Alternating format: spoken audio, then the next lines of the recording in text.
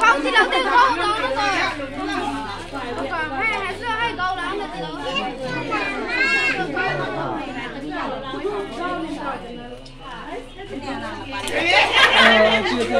bé con rồi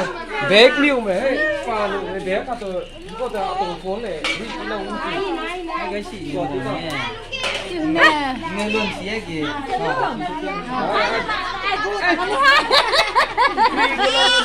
cái đủ tiêu Dưới lâu có cái lục là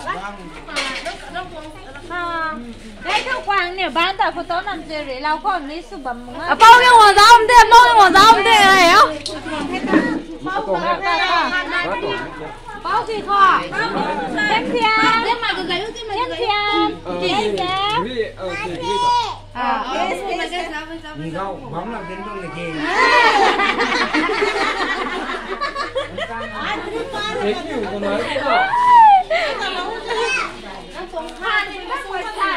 bé kiểu gì bé kiểu mà